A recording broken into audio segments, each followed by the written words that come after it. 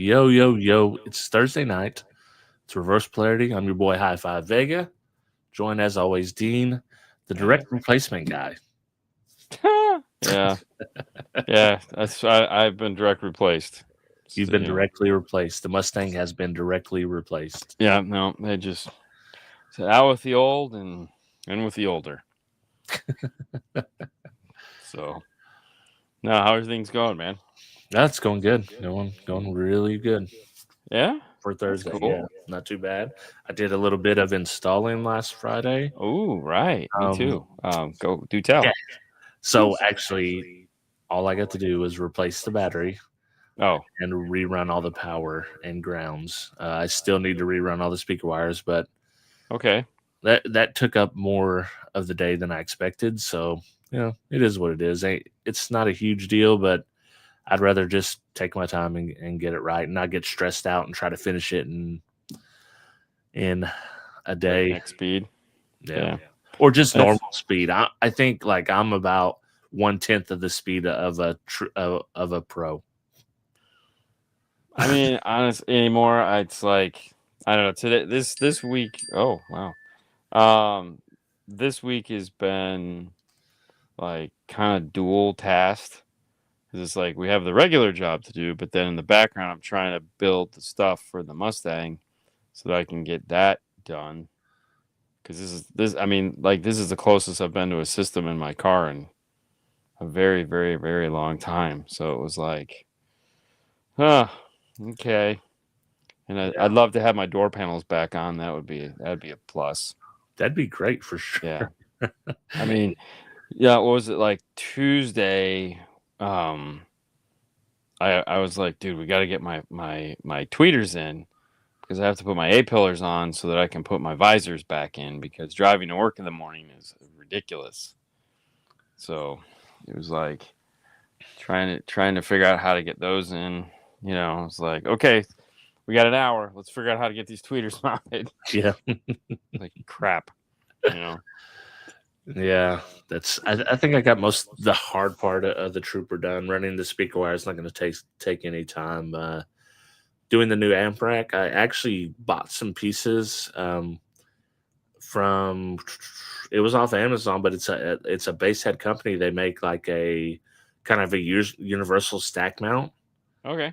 So I mean, it looks pretty cool. We'll see. I can make it work with the audio control regardless because I can put a layer of plastic, in between them. But ideally, you can do it without any surface. They just mount to two sides, so it'll be cool. That'll be a fun video. I didn't do any of the battery swap or any of the power run. It's like that's been on there a million times. I'll just show the system once it's done, the new amp rack and all that. So, well, see, that was the problem with like I knew this was going to happen. It going long like this. Yeah, was that trying to film it is just like impossible.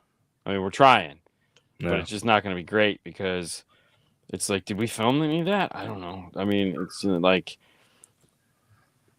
you have no idea. And at this point, it's like we just need to get it done. We just need to get it done, get it in, get the speakers, because like, oh, this sucks. That's kind of where I'm at with the Trooper because I would like to drive it. I've been driving it 1 week out of the month, but just to kind of keep it fresh, no flat spots on the tires and all that, but with no tunes at all, kind of sucks. So yeah, no doubt. Like for like the first couple days, there was no sound, and it was like, oh, this sucks. And then I was like, all the things I was trying to avoid happened. And I was like, see, this is why I didn't want to do this.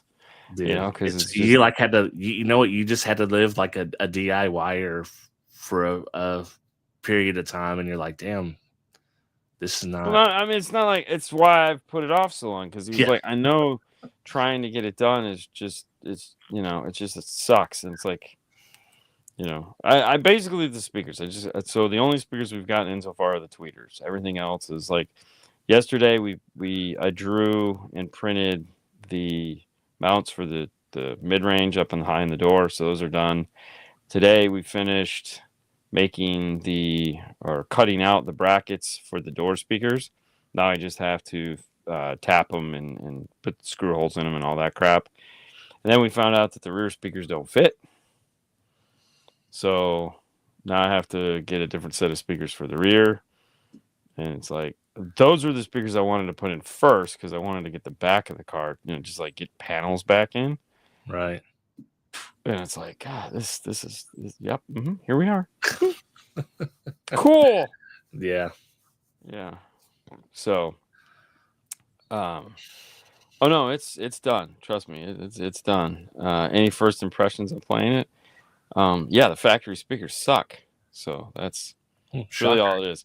Honestly, no. I there's nothing to write home about. The only thing I did was the amplifiers in, the crossovers are set for the speakers that are one day going to get in there. And I turned on the up mixer and rerouted everything so that it's all up mixed and center channel doing center channel crap and whatnot. And it sounds like crap though. I mean, it's the worst of the worst. It's like, it's just, actually in the morning, I hate listening to it because it sounds so bad. There's certain instances when you replace, like a lot of people replace a factory speaker and they're like, oh, why does it sound worse? Well, there's a lot of factors into why it sounds worse, and one of them is it's the factory speaker is probably more efficient. It might be a 2-ohm speaker. It could be 25 different things. Yeah, no, they don't like the more power. That is for sure. Yeah. No, see, that's where we differ, man. Dude, I've been driving a car that's been put together and perfect for years. So, I mean, trust me, I'm to the point where it's like, if I don't finish getting these speakers done, but it's like, I'll just screw it. I'll just put it all back together and just be like, sounds like crap. Yeah. Because the car being put back together is way more important than the stereo that's going in it. So that's me too, dude. Yeah. I respect all the hardcore SQ guys that are they're cutting holes in their cars to do IB mounted mid bass and stuff. Yeah, those guys are troopers. That's hardcore. I would never in my life do that. Like, I didn't want to do that and get paid for it, so there's no way I'm going to do it for myself. So that's hardcore. There's like a level of insanity that goes into that. But that's cool though. I mean, that's I'm glad there's people like that because I don't want to be. It's the complete opposite of what bass heads do for SPL. But they're doing they're doing that type of stuff just in a different way. Yeah, the whole competitive side of it just it's not for me. It's I don't want to be that involved. And no, I don't mount any amp racks to subwoofer enclosures. The closest thing I've ever gotten to that in like the last 15 years is I'll make a double baffle. So if there's a box, I'll make an amp rack that is not attached to the box, but like they're kind of in the same area, but not attached. Because most manufacturers now which is funny because this is the best amplifiers that have ever been made. And most manufacturers are starting, like a lot of the good ones are starting to like epoxy the parts in. Mm-hmm. So the likelihood of them vibrating off is thin, but they still don't want you to mount their amps to the box. So yeah. Whoa. Okay. Whoa. I'll keep my door. Anyways, yeah. So there's that. So I don't know. I just to me, unless the box is going to be part of the car, which it never is, it's to mount an amp to a seat that folds up and down. Like you would never do that. I mean, no. If the car manufacturer wouldn't do it, then there's no reason why you should be doing it because safety is kind of like for both the equipment and the user is super important. We still get people that bring in their amps that it's like they're falling off the back seat or they're on the back seat. It's like, hey, let me fold this down. And it's like you see this 0 gauge that's going into this distribution block on the back of a seat, and you're going, this probably wasn't too smart. Yeah. Or I love it when they screw the seat together. It's a 60-40 split, and the Oh, amp and is they do so it. Yes. yeah, Yeah. yeah, that's always good. Or they screw it into the armrest. That's fun. Yeah. It's uh, you got a live hot wire, and if you do move that, I mean, the chances of it coming out at some point, if you move it a lot, Yeah, I are mean, don't get me wrong. good. I totally understand. I Yeah. totally understand. It's not like we all haven't been there. Oh yeah. Um, but at a certain point, you hopefully get better in your craft, and you start to move past some of the things that are probably not the smartest way of doing things. I mean, trust me, it's so easy to grab an amp, throw it to the back of the seat, screw that sucker in place, or put a panel underneath it. I mean, there's a million ways to do it, but at the end of the day, it's always still wrong. Yeah. Because in no world would you want a amp mounted to something that moves with that big of a wire coming into it. It's like terrible. Yeah. I Doesn't mean, make any sense. So but it happens every day, unfortunately. Um, but on the topic of videos, you guys posted the Sounds Good stereo trip. oh yeah. That was a fun video. Go ahead. Yeah, okay, so if you're doing like a truck box, okay, that is probably the only exception. Like you're doing a back wall truck box where you have like an amp here and an amp here, and the amps in between. Yeah. That's about the only exception to the rule because I don't, yeah, that one I give you a pass on every time because it just kind of makes sense. But Yeah. I don't do it because it's hard to service the amps between. But I would totally be fine with that. Okay, sorry, back to the sounds No, good that thing. that sounds good. So it was cool look inside there, fun video, a different video that you don't always see on the channel. So No, my my favorite, actually my favorite of the travel videos. it Um, was it was something different. yeah, We filmed a ton of B-roll, and we told ourselves we're gonna do you bet we're gonna do a travel video. And every time I say that, I look at Fernando and he goes, yeah, yeah, yeah, which is his code for I'm gonna forget everything. yeah. And it's like, and then you get involved, and it's like trying to remember to do something is hard. So we were more concerned with getting footage and less concerned with making a travel video. So we had some opportunity to do stuff, but it wasn't much.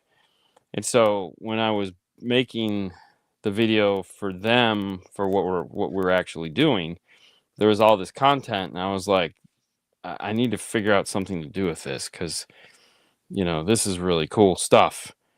And This is the part that I didn't realize, and I knew that they sold a lot of stuff online, but I didn't. I guess I didn't realize the level of production that yeah, they had there versus they had it looked like a pretty good size install bay, but like the production seemed like a pretty considerable portion of the building. yes, it is. Most of it is a pretty um so basically you have the two owners. You have Sage and you have Don. Don comes from a computer background, Sage comes from the creative background. So Don handles all of the computer website, managing parts.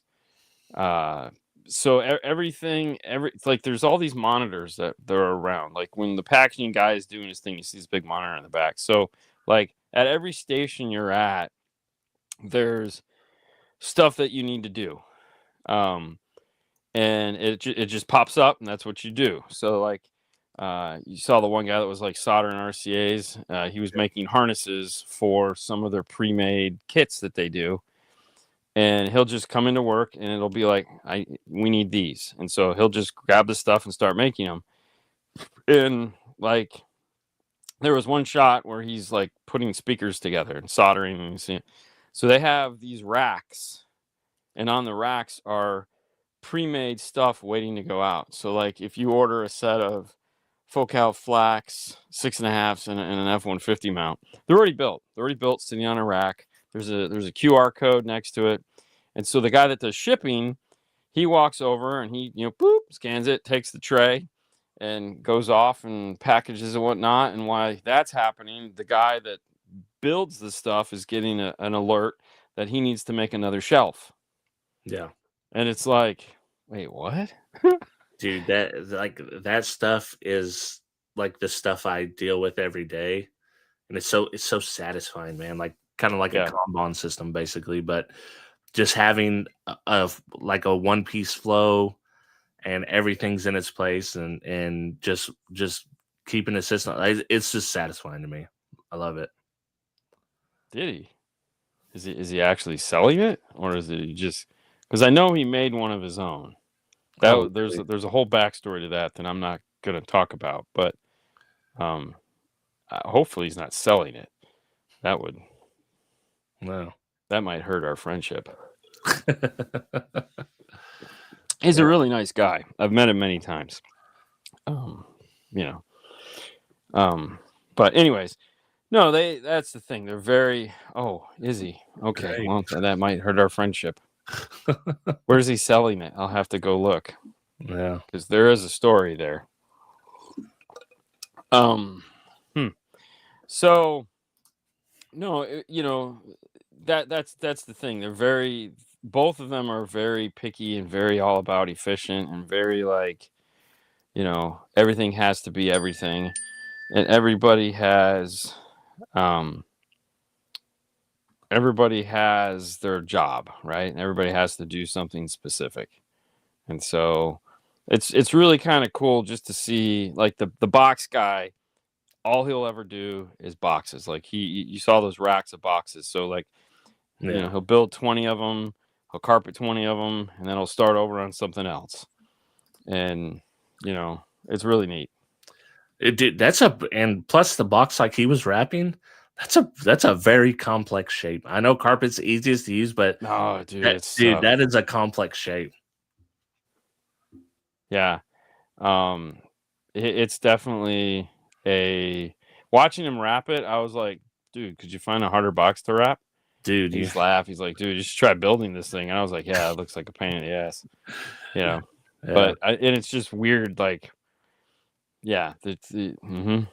So, so like you saw, so in that area where the CNC was, there was a big spot, like it just had like trash cans or something in there. And that's actually there's another CNC that's going right next to it that that's coming in. So yes, I am filming parts of the Mustang build. It's proving to be very difficult because we're just trying to get it done now between stuff. But there will be a video of some kind. Yeah, you've already got one technically. So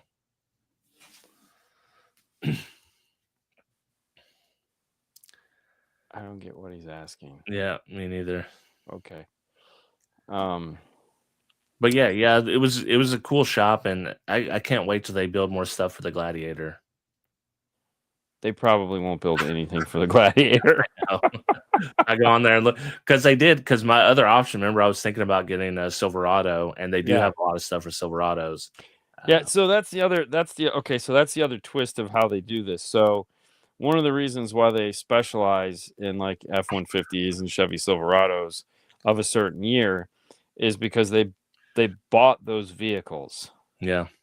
So there's everything that's there gets installed into something like that you buy. So if you buy if you buy the F-150 package and your car's not there, which is fine, that's because it's all mail order. It goes into an F-150, it gets plugged in, it gets tuned, it gets taken back out, gets packaged together, and it all gets shipped to you. Yeah. So that they know that everything is in the box and that it's all done. All you have to do is hook up the power wire, and everything is it's not like they're guessing. Everything is pre like they have bins. So if they need the power wire, it's in a bin. They pull it out. They put it in the car. They know exactly how long it is. It's terminated ends. The fuse holder's in the cable. It's all set and ready to go. All you have to do is hook it up to your battery. But yeah, no, it's just really cool how they do it all. Like when you buy their key lock system, the key lock is already done. You don't have to run the key lock for anything. They've already taken care of it. Oh, really? Yeah. That's awesome. Oh yeah, no. So they have a harness. They program like 10 key locks at a time. That's awesome. Dude. Yeah, they just sit there and push the buttons. Is anybody doing stuff like this? Because No. I mean, they're way ahead of the curve on that. Yeah. No, it's a yeah, and there again, this is only the beginning. Yeah. So it's only the beginning. And Like who this would think stuff. it's like they're in where? Mount Julia? Yeah, Mount Juliet, Tennessee. It's Like nowhere Tennessee.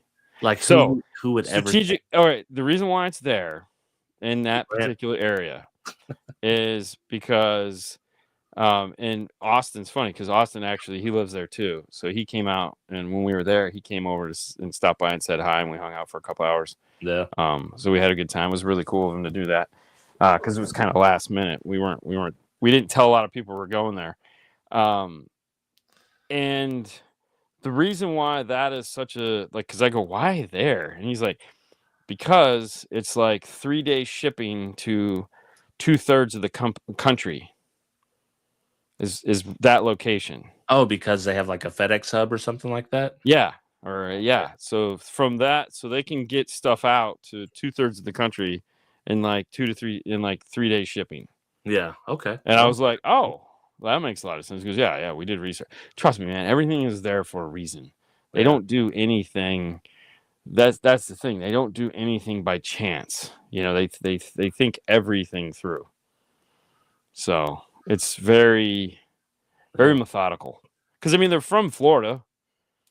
Both of them are from Florida. They So Sage they live moved down up south. there What's to that? they moved they're Yeah. from Florida, they moved up there to start Mhm. the shop, or they No, moved to up start there the and then shop. Yeah, started oh the yeah. shop? No, that was so. Sounds Good used to be a shop down in Miami Yeah. that he bought, and he moved it up to Tennessee. Yeah, there you go. That makes sense. So it just yeah, it just made sense, and it's a beautiful little town. Like it's fantastic. I mean, Tennessee is actually pretty as yeah. long as you stay away from Nashville and Knoxville, Tennessee is pretty cool. Yeah. I mean, I feel that's every state has the place you don't want to be. Right, yeah. The one thing I thought was funny is that town reminds me of like this is where Karen is from. Oh, yeah. Oh yeah. Yeah, yeah. I love Nashville. Of course you Oh, do. it's a cool town. I hate driving through there. I hate driving through Nashville. I hate driving through Knoxville. Both of them terrible. Yeah. So all hoods stay away. Yeah. Yeah. No, but it's like everything. It's like to me the town reminded me of a homeowner home. Oh, like a what they call them, NIMBYs, not my backyard. No, I was thinking Oh, more of like when you have a homeowners association. The whole town reminded me of like a homeowners association. ah, Like every building in town has to be made out of brick. ah, Everything shuts down at like 9 or 10 o'clock. It's like I don't know things. It's just weird. It's just yeah. not. It's not my speed. And to him, he's like, it's coming from Miami to this place. He's like, this is great. The weather's. It's funny too because like the weather for us was fantastic. Like we're up there and we're going, oh my god, this is beautiful. And Yeah. they're like, oh god, shut the door. We need to turn on the air. I'm like, oh okay.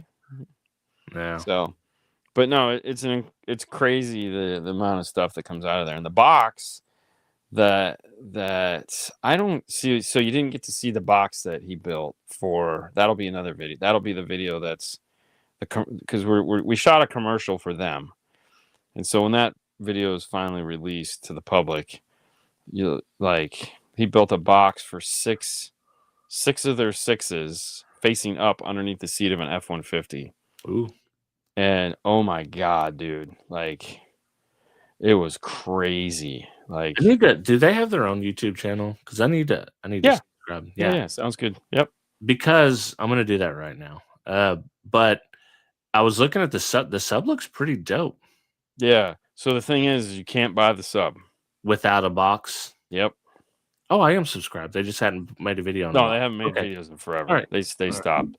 Yeah. There used to be another guy that was part of it, and that was because the business model has changed over the years. Yeah. Um, and so the YouTube channel in the beginning was more geared around because originally they were going to just do a car stereo shop, and that wasn't really what they wanted to do. They wanted to do this online thing, Yeah. and there was a third party involved, and so eventually that person was bought out and everything changed.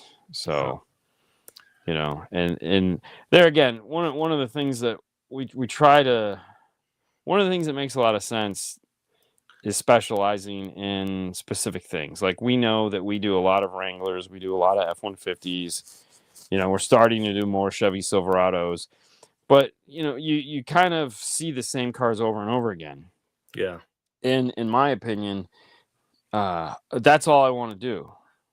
I don't mind doing the same thing in these vehicles over. Like I would do those cars every day of the week. Right. And not worry about all this other stupid crap because you can just do a much better job on those cars. Yeah, it's like assembly line type stuff. You already Yeah. know, the process, you know what you need, you know what it's going to sound like, you know the end result, Yeah. and you take a lot of the guesswork and the trying to figure things out of the equation. Well, then you have a specialty. Like it's like, Right. yes, we do these. Like we have a upfitter, a truck upfitter down the street from us that's been there like as long as I can remember, Yeah. and they just do trucks, and it's like I know they're doing F-250s, F-150s, Rams, Silverados, and Wranglers, and Yeah. that's it, because that's it, and that's it, you don't have to worry about a freaking Toyota Corolla rolling in there. Or an SC 430. Yeah, yeah. Yeah. Even still, even the SC 430, I hate doing the car, but it's like we have a process for it. As long as you stick to the process. Okay. So it's like it doesn't. I like doing the same Right. stuff and just specializing in that. Well, and I think it's genius, the online thing, because it's kind of, honestly, Crutchfield was kind of ahead of the curve with all the breakdowns that they did of the vehicles themselves and just showed the online guides and all that. I feel like this is like the next step in that. Like it takes that step and then one step further. We've already done the matter of fact, you don't even got to tune your kicker key. We're gonna put it in there and it's gonna rock and you're gonna go. That's Yeah. I mean, Yeah. it's genius. I mean, it makes things super easy. I mean, listen, I like taking the guesswork out of things. I like making things simple. So, Yeah. as soon as, um, I would love to do a product for them, especially like do something that would be Right. fun. Oh yeah, that'd be awesome. So we'll see one day, maybe. Dude, the collab. Yeah. That would be pretty dope. Yeah. Cause they make cool stuff and, Yeah. and he's like, just make something cool. And I'm like, oh yeah, let me just pull something out of my butt. Exactly. But that being said, I have a topic for today. Perfect. I like to roll them slow. So I just thought a good topic would be what to consider when planning your system, whether you're going to have someone install it or you're doing it yourself.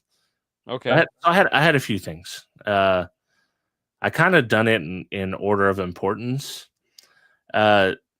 So now this is only the most important if you plan on using a big amp. And Okay. a lot of people, when they're thinking of a system, they're like, "Hey, I can get." They're like, "Derek tested this amp. It's only $119 and it puts out 3,500 watts." Right? Okay, but that's what this what a lot of people are doing, Yeah. and they forget to consider, what is it going to cost? First of all, the amp's probably horribly inefficient. Yeah. One of them. The second, what's it going to cost you in wire, batteries, alternator to properly run that and not one fry That's something. under the assumption you have an old POS car that you can put all that stuff in. Exactly. But I Yeah. don't think people even consider, and that's another thing on the list, like, is this a fit for the car you have? Right. You know, can you put this system, and that's the outlier case. That was the one thing that if you're that person and you're gonna put, you think you need 2,500 watts, Right. for whatever reason, because you heard it on Facebook, you heard it on YouTube, you heard it wherever, Yeah. and you don't think about what it's going to take to actually run that, or if you even can run that in your system, because with new cars there's so much sensitive electronics in there. There's no telling what you could do, what damage you could do with getting crazy with a super inefficient amp. Yeah. Well, see, that's why I like people when they go out and they buy like a Kicker Warhorse or something like that. Right. And it's like, I'm buying a Warhorse, 3,000 watts. You go, that's fantastic. You're going to put that in your stock electrical system? See, Hell it's yeah. Bobby. It's Bobby. Yeah, I need the watts. It's Bobby. He And does. I think it's great because that's why they build that amp to work off of 9 volts. I mean, that now see, It's smart. If you bought the Warhorse, they kind of Kicker, much like Japanese cars, when they say, German cars, the difference between German cars and Japanese cars reliability is the Germans build the car and you have to follow, they're reliable if you follow every single step of Instructions. maintenance that they put. Yeah. And they expect you to do that. Right. Japanese knows that you're not going to do that. Kickers, Right. Japanese, they sell in Walmart. They know people are going to beat the living shit out of their equipment. Yeah. So they try to make it as bulletproof as they can. I will say another company that does that is Boss. Yeah. You can blow up a Boss, but they make them. Sorry, by the way, they don't do much power, but it's elite now. It's just elite. It's not even Boss now. It's just elite. Just elite. Yeah. Okay. It's just elite.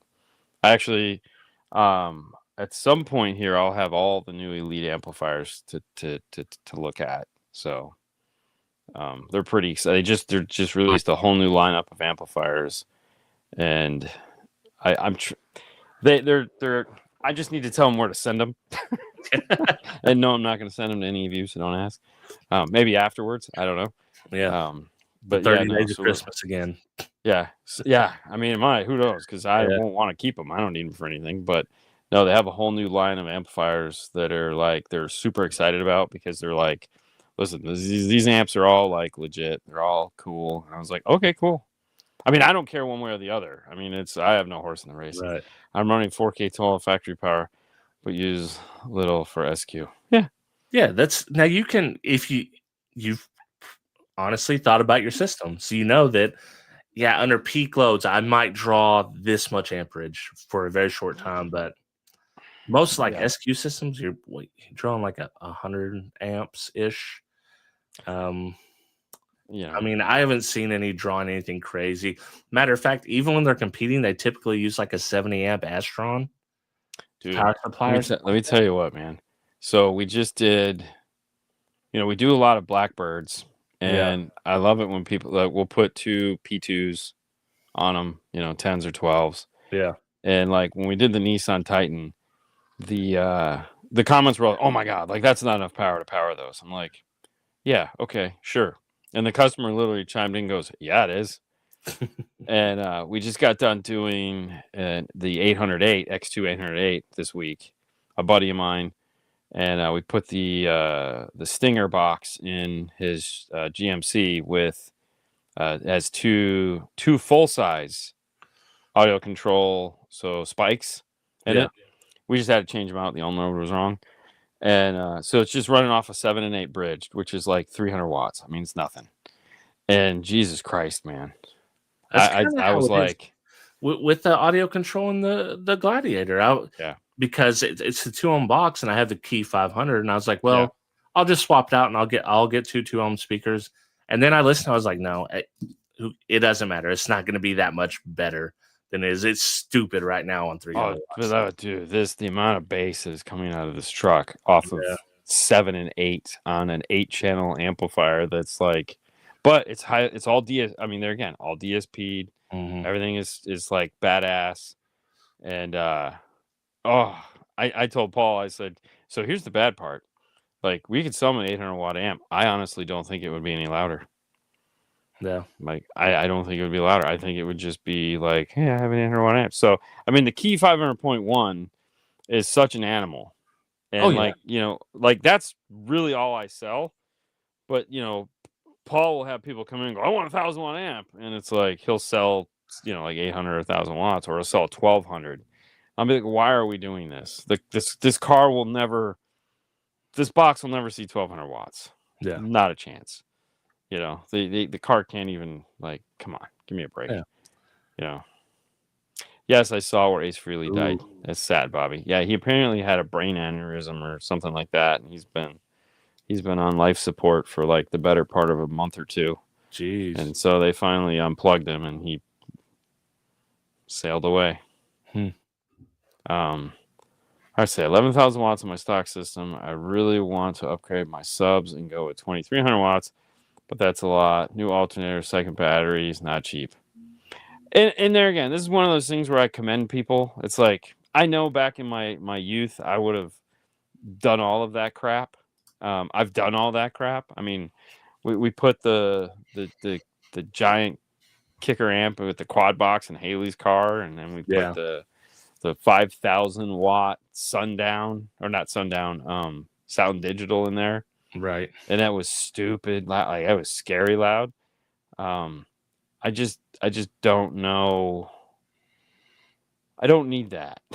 Yeah. I know most people don't need that at all. Did you watch Cave's video about Jason? No. About Jason? No. I haven't. I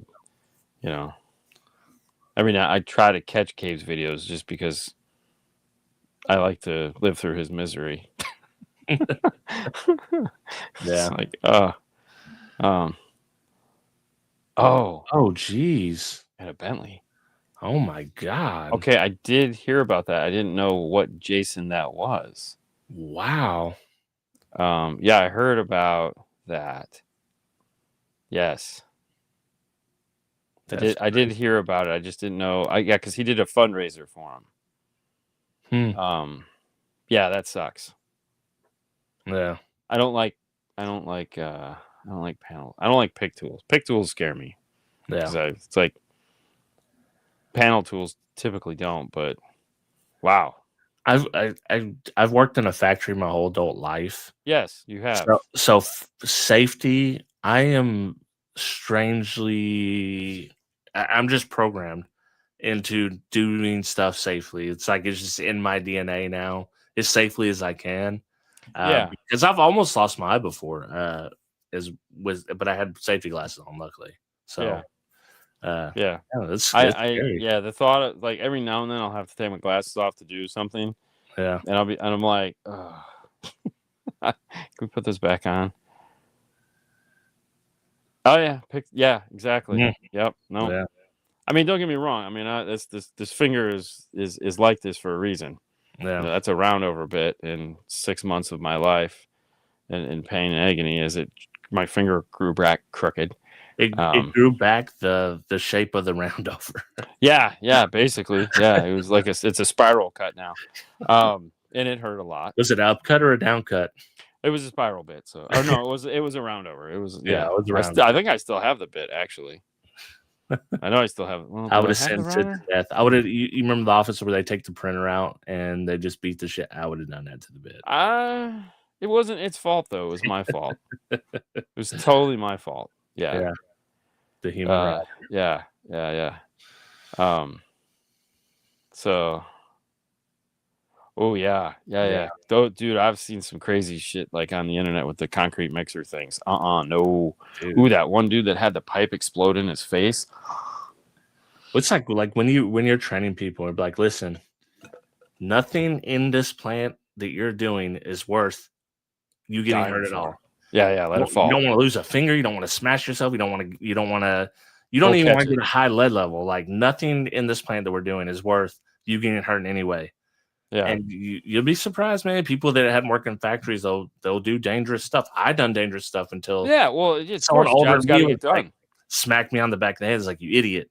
You don't stick your hand in the machine to grab something out while it's running. Yeah. No shit. Now we have light bars to prevent that, which is great. I hated them at first because, they're slowing me down. But after you reflect on it, you're like, oh, okay. Yeah, this makes a lot of sense. Okay, so thankfully it doesn't happen very often, but it happened. If it happens once, that's Yeah, enough. it's enough. Right. Enough. Second thing on my list was consider what you need for factory integration. If you have an older like Melissa system, said. it's gonna be okay. Melissa already was ready for it, but it's gonna be something you have to consider. If you have an older vehicle, even then, some of them you're gonna have something to integrate. Not all of them are like a '80s Honda Civic. So,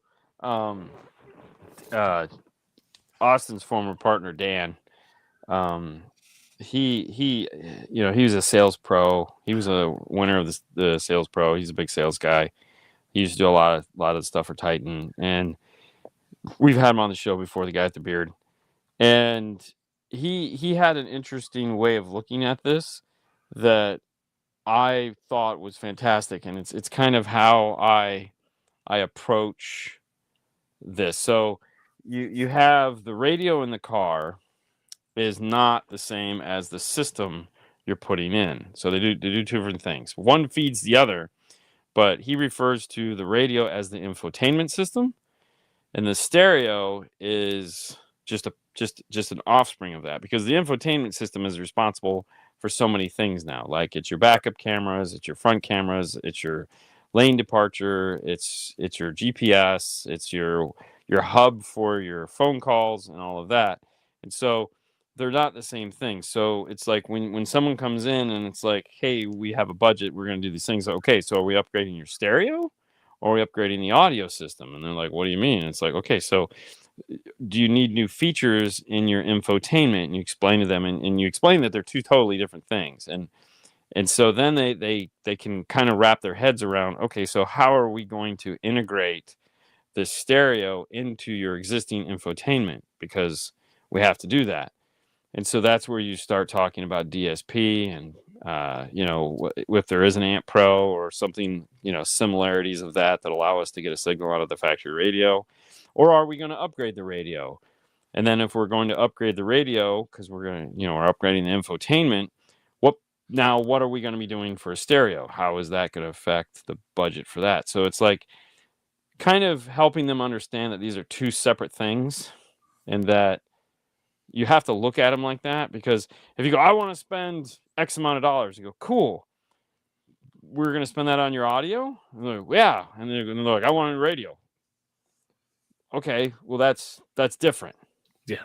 Why do you need a new radio? What are we trying to do? What's broken there? Okay, well, all right, so we're gonna cut the budget, and because, like, you want a new radio, and let's say we want a direct replacement, and you're like, yeah, that's what I want. Okay, well, it's $2,500. Yeah. Okay, so now your budget for your audio is $2,500 if you have a $5,000 budget. So it's like, okay, we have to separate these two, so you understand that there's two separate things going on here. So we need to apply some sales tactics, I guess, to it, to help you understand what it is you're trying to do. Yeah, so. And it's a commitment. It doubles the cost. Yeah. Which went into my other thing was, why, what, or do you want to, or why do you want to upgrade the head unit? So you already covered that, which was my next thing. Yeah, and that's important. I mean, and there again, if a better preamp is part of that, then that's a valid thing. And sometimes I'll get somebody in there, they'll already have CarPlay, or they'll have everything they need built into their factory head unit. They just know it's not going to sound as good as they want. Right. And so you say, okay, so you're going to pay this money to your infotainment is not what's important. Your preamp section is what's important. And this is what the value you've set for your preamp section. So, which is fine, but here's what you're doing, And if they're in there again, it's just making everybody understand you have to tick these boxes as you're going through the process of this costs this costs this costs this. These are all going to affect each other. And so, And I'm sure Yeah, you have customers that are like, "Hey, I want a better CarPlay. I want better backup cameras. I want yeah. more than You know, audio." So they may want to focus most of their money there and maybe a few. well, and on the opposite side of that is like, okay, let's say somebody rolls in, they've got a 2020 F-150, Yeah, you know, and it's like you say to them, "Do you want to upgrade your infotainment?" And they're like, "Well, I already have a screen." So that's yeah, cool. You already have a screen. Um, that's your infotainment. Okay, so you're cool with your screen. Now let's talk about audio and how we're going to integrate into that. And they just kind of look at you like, it's like there's not a preamp section on the back of your radio. yeah, Okay, we have to sell you that. So in the case of, let's say, something that old, which is 5 years old, and you go, so you have a Sony system, you have a BO system, there's an interface for that, and that interface so step one is integrating and getting audio out of your infotainment system. It's $550. And they look at you and go, really? Like, well, yeah, well, I already have and they go, that's fine, and you can keep it, mhm, but we still need, there's no replacing that feat. It's still there, and not only do we have to do that, now we have to buy the DSP, yeah, because you have this upgraded system in there that's doing these things. We're going to why can't I keep them? Well, because the reason you don't, well, because you hate the way it sounds, so we have to fix that. And it's like you kind of have to walk them through this minefield of like, I thought this was going to be easy, and it's like, it is easy, it's just expensive. If you're not prepared for it. Some people it's not expensive. There again, it all just depends. You know, some people walk into a steakhouse and they're like, give me that. And it's a $50 steak. And other people walk in and go, Jesus Christ, and they leave and they go to McDonald's. yeah, It just depends where you're at.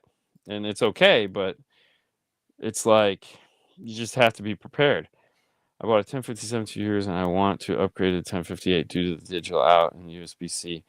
And I want to slightly use the 1057. I have one sitting on the shelf too. You know, the I story don't know if that's a enthusiast. reason to upgrade to the Yeah, 1058. I don't know if it is. So one thing people don't realize when they upgrade, when they use the Toslink output on a 1058, it 100% shuts off all of the audio features in the radio. There is nothing that you have no bouncer fader, you have no EQ, everything that is in the EQ tab is immediately grayed out with the exception of level control for sources. That's it. So it's all gone. Which is kind of freaky. Some people don't really get that. So the quest for amazing sound is now you're going to be 100% reliant on the DSP. If you're cool with that, then great.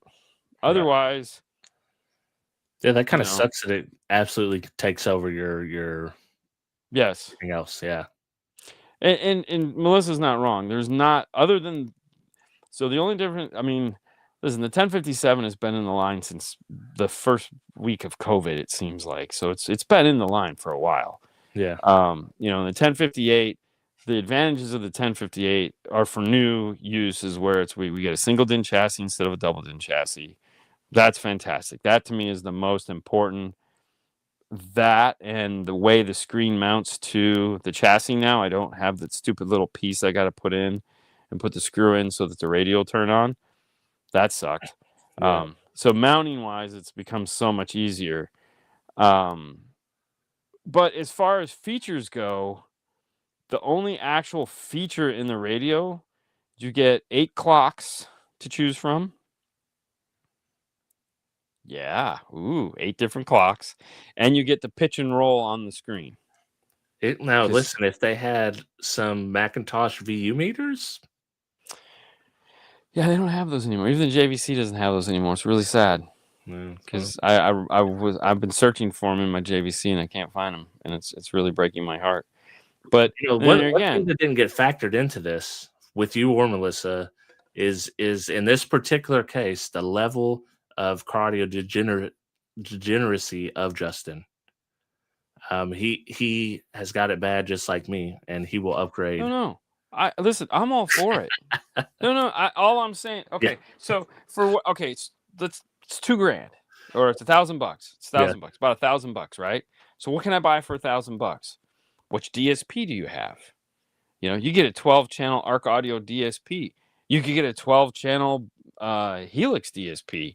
Don't get a JL Audio. There's so many different things you could buy that will make an immediate difference in sound, other than the radio, that is going to look exactly the same. Yeah. Nothing is going to be different. No, it's the same. It already had the best display screen. Well, it's like, listen, the 2026 drivers are fixing to come out for golf, right? Yeah. That's not going to fix my busted swing. No. But guess what? You're going to feel better doing it. I'm not going to practice, so. No. Yeah. It's and there again, I'm all for it. Like, I know why I know he wants the Toslink output. I know he does. And it's great. Like, we've done it. It's all we do now. And it's fantastic. And, but they're going to have to tell the people. Trust me, it's purely out of laziness, because it's like, the fewer wires I can run, the better. Right. Yeah. Brian and I were laughing about it the other day, because I was like, the X2 808 has the coax digital in on the front of the amplifier, and I go, oh shit, because iData makes a RCA. Most people don't know this. They make an RCA input to coax digital out adapter.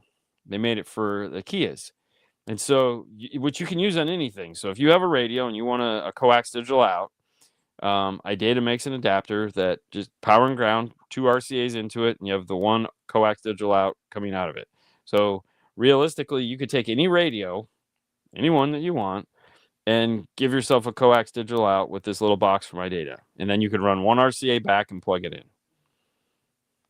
And it's, I don't know, $100. No. And I was like, I go to Brian, I said, man, I really want to do that. And he goes, why? I said, I don't, because. And he goes, well, I mean, if you're going to do that, you're only going to have front into the DSP, right? I said, yeah. He goes, so you're going to run one RCA? I go, yeah. He goes, so I said, shut up. just shut up. You're missing the point here. You're missing the point. It's just something I want to do. Is okay. I mean, it seems stupid to me. And I was like, of course it seems stupid to you.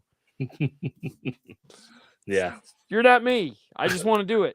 Like, and I think most people want they want that because they want the pure digital signal from. Right. And that's why everything gets shut off in the Kenwood, is because you're bypassing that whole section. Yeah. Which is fine, which is great. It's like DSP Direct on the Moscone amps. It shuts down all of that crap. And in the coppers, the ARC Audio copper amps, you bypass the crossovers, and it literally, they're not there anymore. No, it's not. The optical is definitely not. But Justin wants it because he's a competitor and he's nuts like that, which I totally understand. He's the prototype case for someone that was like really nerd out over this. Yeah, which it makes total sense. And get the use out of it exactly the way he wants it. So yeah. No, trust me. When I get to use optical, man, I just go through my presets and I'm like,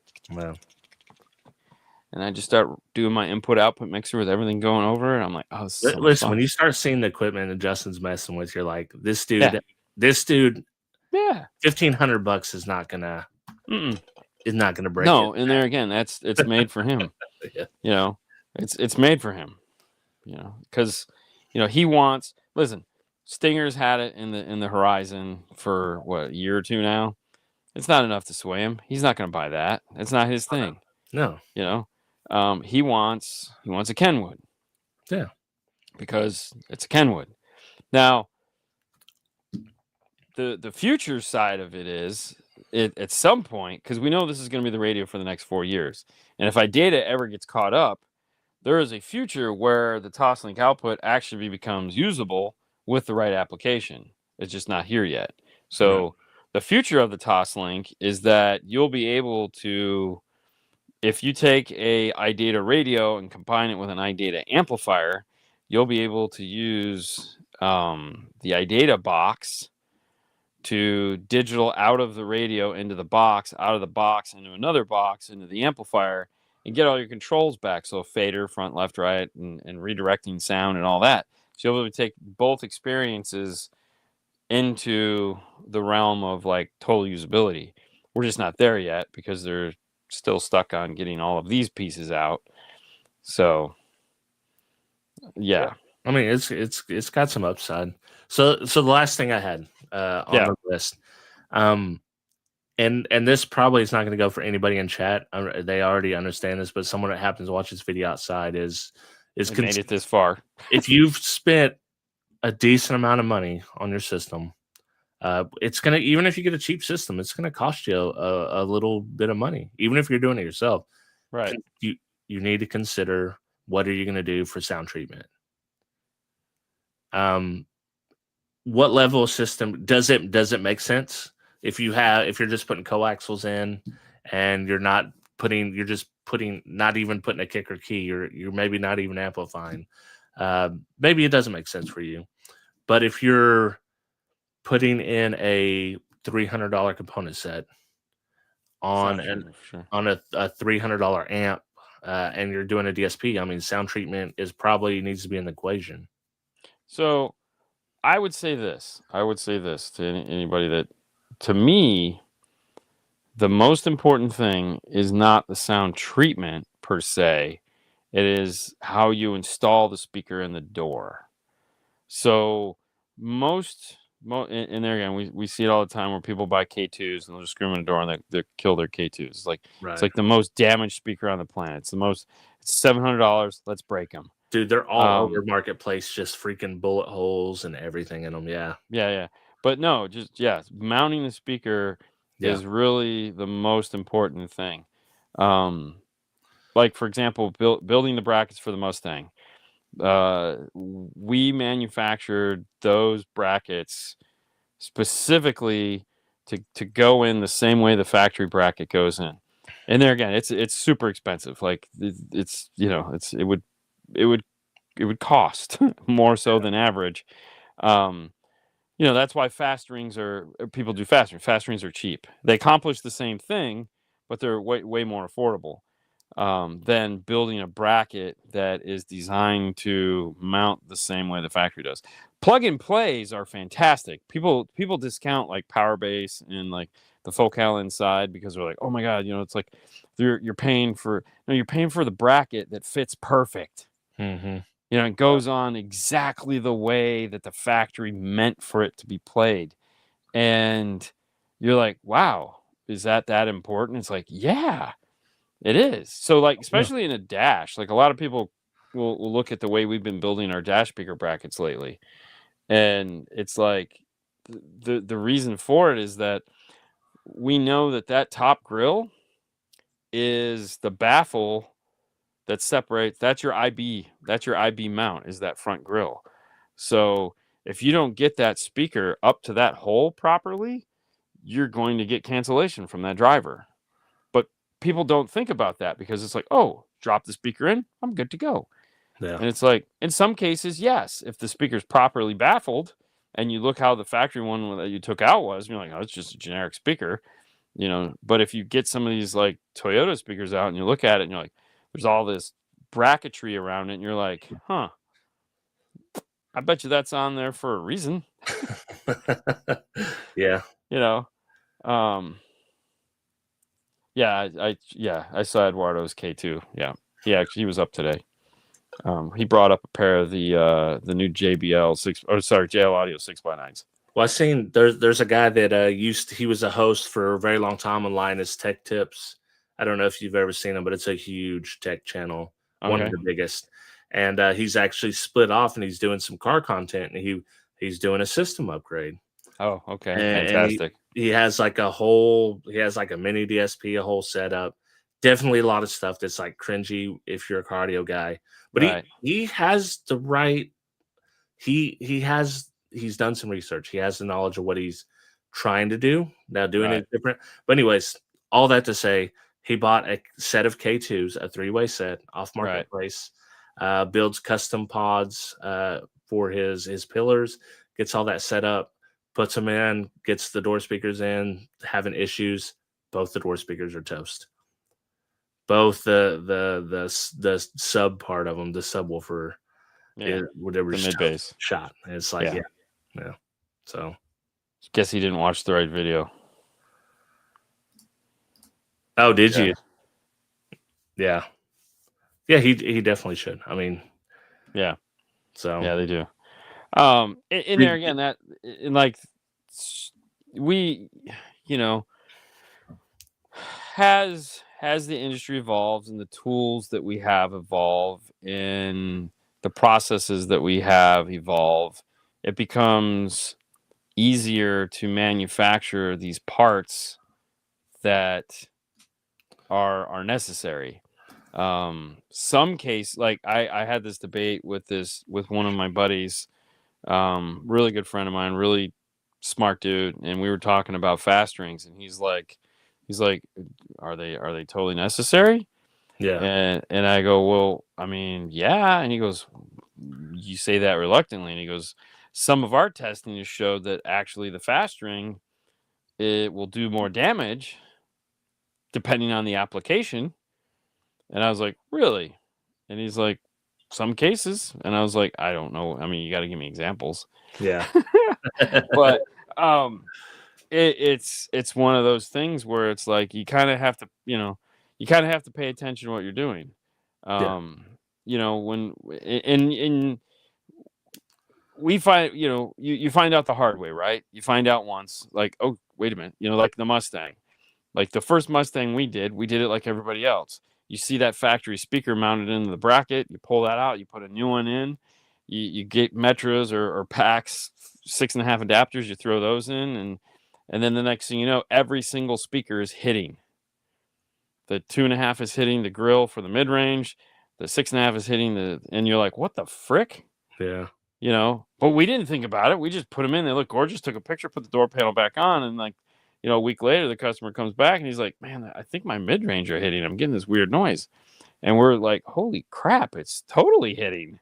Like, how do we miss that? And it's like, okay, well, every speaker that leaves has to make sure, we'll spend, hell, one of the hardest ones is like the older F-150 that has the 5x7 in it. When they go to like a bigger 6.5, like that's a bitch to get that in, because it's not made to come out at all. It's made for the 5x7 that recesses into the door, and like you can't do that with a 6.5. And so you have to build brackets that actually push the door panel out some, so there's travel room for the 6.5. And people just look like, wow, it's like, this is that's why we have all these cool tools, I guess, so that we can make all this shit.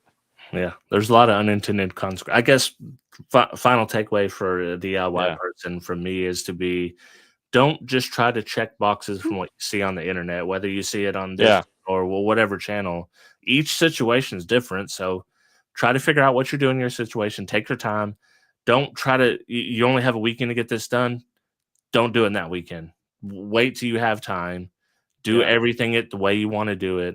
And especially if you're not a pro, you don't expect that you're going to be able to do it at pro speed, because you're not. And just make sure you get what you want. Well, hell, I mean, even being a pro, I can't even get my fucking speakers put in my car right now. Well, that's like the mechanics. That's the mechanics problem. It turns out to be a FedEx problem, but or whatever, UPS. But with that being said, yeah, no, trust me, the Mo Bridge and the Mercedes optical is totally the way to go, 100%. Yeah, because the factory's optical, so why would you not? There you go. All right. Yeah. With that being said, we watched a really good movie. If you guys click the link, you want to hear us talk about that, it'll be a fun one. So with that, till next week. We'll see you next week.